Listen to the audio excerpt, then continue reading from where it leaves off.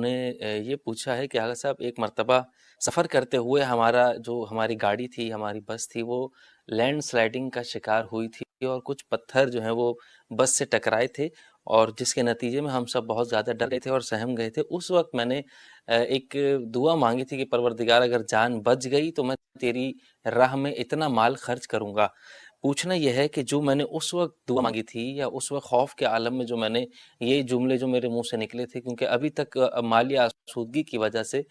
وہ رقم یا وہ کام جو خدا سے وعدہ کیا گیا تھا وہ مکمل نہ ہو سکا۔ تو آغا صاحب میں یہ جاننا چاہتا ہوں کہ کیا یہ نظر میں شمار ہوگا، کیا اس پر عمل کرنا مجھ پر واجب ہے، اور اگر میں نے ابھی تک اس بات پر اپنی عمل نہیں کیا ہے، یعنی راہ خدا میں کچھ نہیں دیا، تو کیا میں گناہ گار ہوں گا یا نہیں؟ اس کی وضاحت فرمائیے گا۔ دیکھیں جی، جو نظر ہے وہ صرف نیت کی وجہ سے نظر منعقد نہیں ہوتا کہ جس پر جو ہے نا وہ عمل کرنا واجب ہو، اور مخالفت کی صورت میں نظر پر عمل نہ کرنے کی صورت میں وہ کفارہ دینا پڑے۔ یہ یقینی بات ہے کہ اگر آپ نظر کرتے ہیں، البتہ نظر دو قسم کا ہے۔ ایک یعنی غیر مشروط ہے کہ میں بغیر کسی جو ہے نا شرط کے، کنڈیشن کے، میں آنے والی جمعرات کو روزہ رکھوں گا۔ نظر کرتے ہیں اللہ کے لیے، نظر کرتا ہوں کہ آنے والی جمعرات کو روزہ رکھوں گا، آپ پابند ہے کہ وہ روزہ رکھیں، اور اگر بغیر کسی شرعی مجبوری کے اس دن آنے والی جمعرات کو نہیں رکھیں گے تو اس کا آپ کو کفارہ دینا ہوگا۔ بعض اوقات وہ مشروط ہے، میرا اگر یہ کام ہو گیا، اس امتحان میں اگر میرا بیٹا جو ہے وہ کامیاب ہوا، یا اس نے جو ہے نا وہ فرسٹ ڈویژن حاصل کی، یا مثلا وہ بیٹے کے ہاں مثلا اس مہینے میں جو یعنی ولادت ہونے والی ہے بیٹی کے ہاں، وہ اگر مثلا اولاد نرینہ ہے، بیٹا ہے، تو میں یہ کام کروں گا، یہ مشروط نظر ہے۔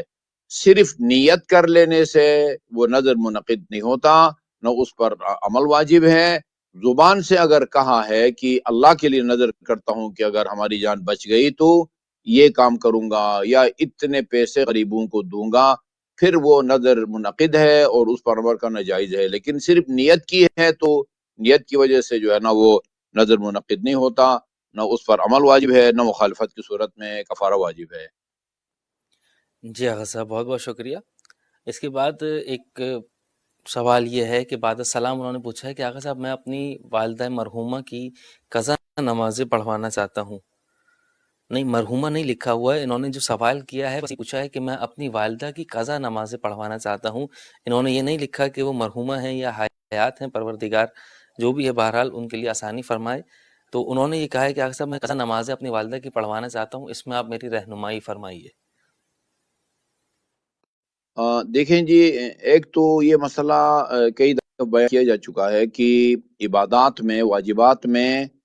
صرف حج ایک ایسی عبادت ہے کہ اگر انسان مالی طور پر صاحب استطاعت ہے، پیسہ اس کے پاس اتنا ہے کہ حج کر سکتا ہے، لیکن جسمانی طور پر وہ مستطیع نہیں ہے، کمزور ہے، اور ڈاکٹر نے کہا ہوا ہے کہ اب جو ہے نا وہ ہوائی سفر، بیر سفر آپ کے لیے نقصان دہ ہے، آپ ہارٹ کے مریض ہیں، تو پھر آپ جو ہے نا وہ اپنی زندگی میں کسی کو جو ہے نا حج بدل کے لیے بیچ سکتے ہیں۔ اور یہ ضمناً اور چلتے چلتے روایت بھی میں سنا دوں کہ روایات میں ہے کہ یعنی ایک حج کی وجہ سے جو 3 آدمی جنت کے حقدار بنتے ہیں۔ اگر آپ نے اپنی والدہ کی طرف سے کسی کو حج کے لیے بھیجا ہے تو آپ بھی جنت کے حقدار بنتے ہیں، جن کے خرچے سے جو ہے نا ایک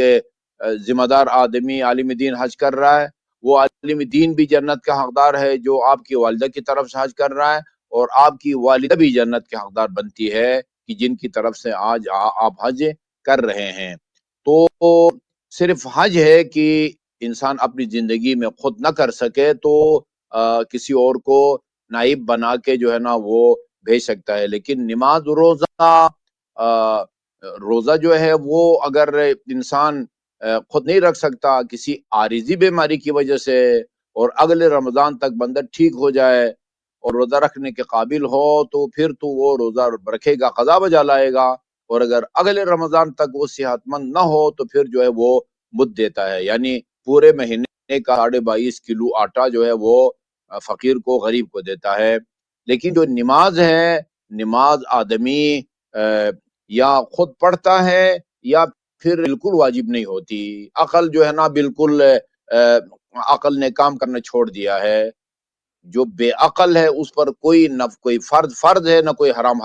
ہے، یا اگر عقل بالکل جاتی رہی ہے. لیکن اگر عقل حواس ٹھکانے پہ ہیں اور بندہ کھڑے ہو کے نماز نہیں پڑھ سکتا تو بیٹھ کے پڑھے، بیٹھ کے بھی نہیں پڑھ سکتا دائیں کروٹ لیٹ کے پڑھے یا بائیں کروٹ پشت کے بل.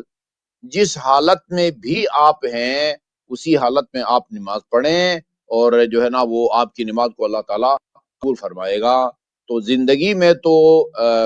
ہم جو ہے نا وہ کسی کی جو ہے نا وہ نہ نماز پڑھ سکتے ہیں نہ کسی کی طرف سے روزہ رکھ سکتے ہیں. البتہ اگر خدا نہ خواستہ کسی کا والد یا والدہ ان سے نمازیں رہ گئی ہیں اور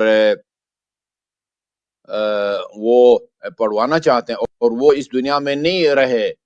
جو ہے نا وہ فوت ہو گئے ہیں، ان کی طرف سے پڑھوانا چاہتے ہیں، تو ہمارے پاس یہاں ایسے افراد موجود ہیں 100% قابل اعتبار جو